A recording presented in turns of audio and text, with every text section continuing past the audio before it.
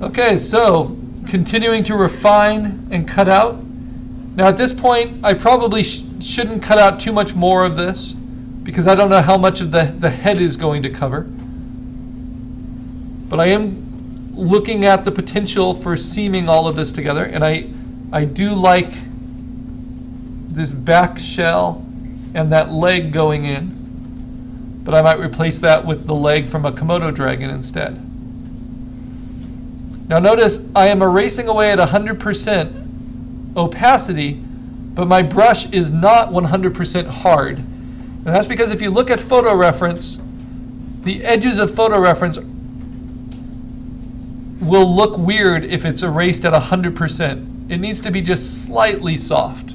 So I have my brush set at about 62% hardness. I can increase that a little bit for hard textures like the shell, but if I'm doing things like fur, I want to keep it a lot softer. Things to keep in mind. And I'm using a stylus which is pressure sensitive, but if I need to get more detailed, I can zoom in more and I can make the standard size of the brush smaller. I can also cut into my reference. I don't need to keep everything just because it's in the photo, and kind of reshape the shell to something a little bit cleaner.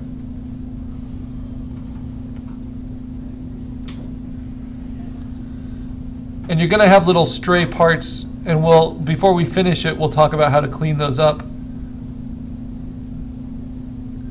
But by erasing at 100% instead of some lower opacity, I am really helping to just erase all this stuff we don't need, not leaving little artifacts behind.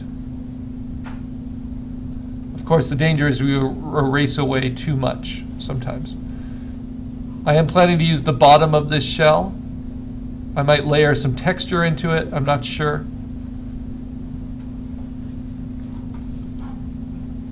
But the reason I'm working on this first, the shell and the body, is because it's the thing that runs behind all of my other details, behind my claws, behind my head, behind the other aspects of the creature I want to communicate.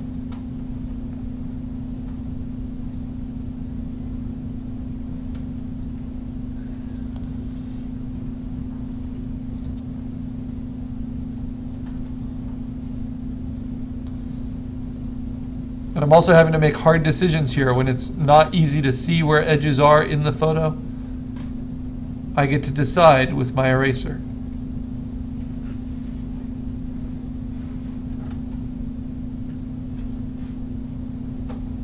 Now I've done a lot of creature composites. I try to stretch myself every once in a while.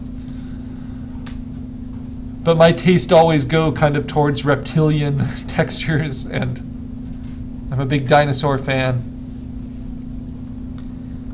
It's not the first time I've used a Komodo dragon as reference.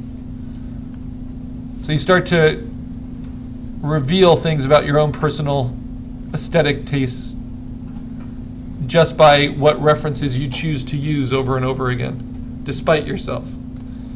I think I did a bird last semester and I still used reptile stuff for a lot of it. Okay. I think turtles in particular, they move slow, so you can get good, clear pictures of them. And they're not underwater. Okay, so now I've got quite a bit going on here. You'll notice it's not on top of my sketch yet, because you have to work with your reference to the extent that everything makes sense, instead of just filling in your shapes. But I want the spirit of this sketch. So I want the smaller back leg and the really big forearms and the big head. So to move all of these layers up together to where I can kind of build the head and the claws beneath them, I have to select each of these layers. And there's only 3 of them. I do that by using the move tool with auto select layer turned on. I click on the first one. I hold down Shift or Command, and that should allow me to select multiples. So I have that layer.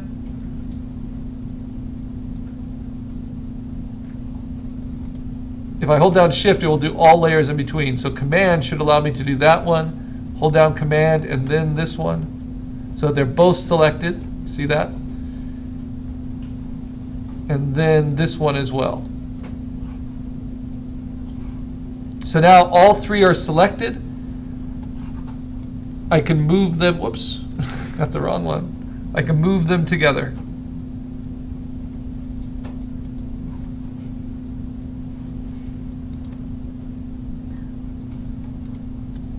Those are the three I need.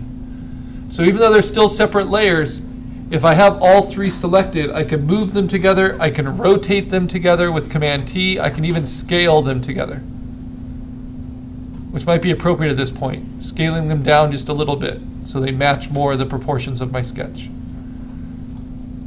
But remember, when you scale down, you are taking resolution away. So don't do it too much. And I'm still a little bit bigger than I actually need for my print potential.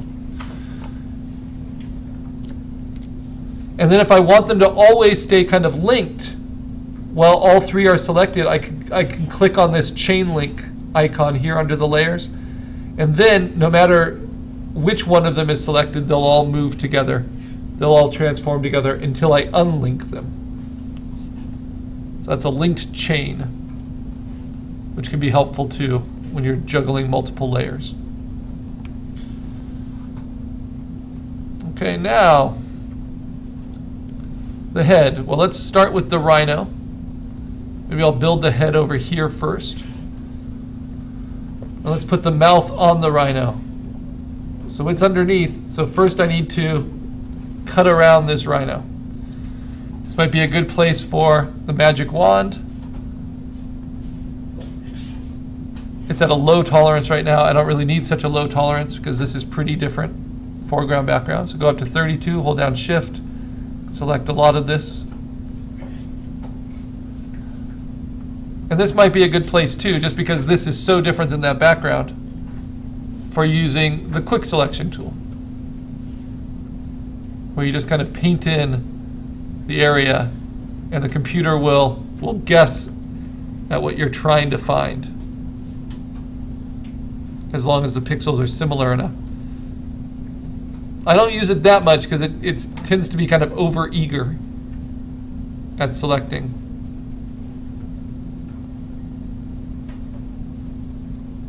But when it's as cut and dry as this tool is pretty helpful.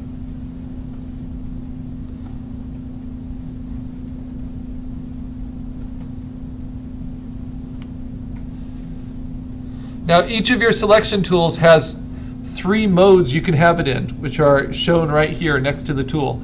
You can have it in standard mode, which is not the default for the quick selection tool. Standard mode means it will make one selection, and then if you try to make another selection, it will replace it. So you need to hold down Shift in order to add to it. Additive mode means that it will always be adding to your selection with each use of the tool, so you don't have to hold down Shift. And then subtractive mode means that you're taking away from your selection as you use it. Now I like to use the standard modes and then just use Shift with it to make it additive, or Option with it to make it subtractive. That's up to you. Learning how to deal with selections is a big part of digital art. And sometimes, when I don't think I'm going to get it with any kind of quick selection or other tool, I'll just draw it with the lasso and then delete. And I don't want these ears. They make it look too much like a rhinoceros. So I'm just going to lop those off, right? Now I can't just do that to this ear. Right? I can't just cut it out because it will leave a big gaping hole. But what I can do is lasso around the ear that I don't want, and then I can do what's called a content-aware fill.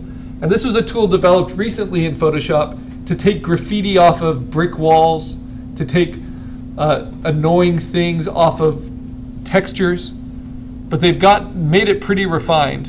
So I say edit fill, and instead of black, white, or gray like we've used before, I'm going to use content aware at 100% within this layer, within just that selection. And what the computer does is it samples the textures from around that selection, and then it tries to seam them together. And it can do a pretty amazing job. So where there was an ear there before, there is now no ear.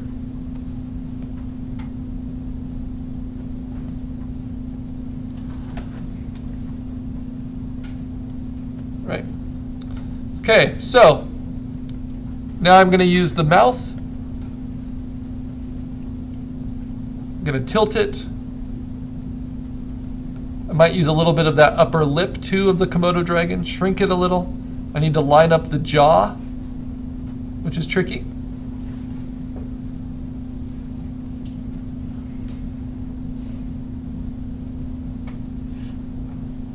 That is a very, very open mouth. All right.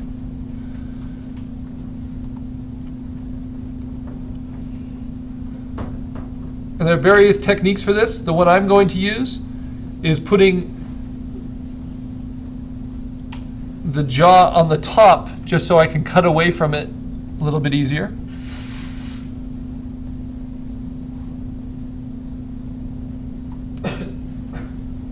Using my eraser here because the distinctions are pretty subtle.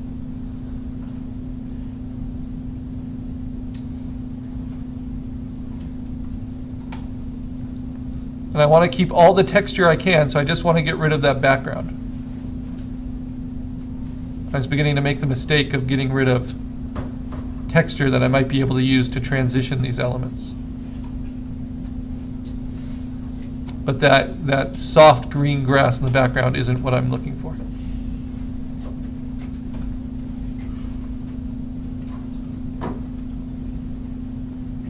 The more practice we get with these tablets, with our kind of hand-eye coordination, making selections, erasing out, the more skilled we're getting. It's like doing handwriting drills in elementary school. We just have to build up the muscle memory for how to get the reactions we want from the tools. And it's just a fact of digital art today that you need to use several different types of styluses and devices to interface with your computer. But the one I just never like to use is the mouse. I actually prefer a trackpad to a mouse. But I think even the cheapest tablet is preferable for this kind of thing because of the pressure sensitivity. And even though I use about 5 tablets in any given week, different makes and models, different capabilities, different prices, it's like using different pens. Once you've built up kind of just your basic capability, it extends to all of them. So though you might have a different tablet at home, don't neglect it just because you're using these bamboo tablets here in the class.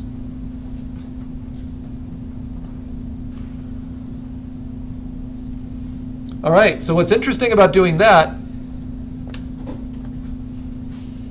is it shows, a different eye placement, a different upper jaw and lower jaw, and now I'm going to try to bring them into alignment a little bit. And I actually want something in between these two. So the first thing I'm going to do is actually do a perspective transform on this one, try to make it appear like we're looking over the top of it a little bit more. There we go, by widening the top.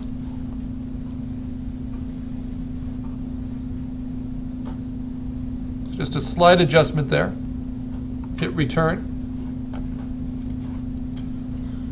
Again, this is easier to manipulate when we're doing organic materials. And do you see how that now all kind of makes sense? It's looking like one big head. I can do the same thing with the rhinoceros head. Transform, and then play a little bit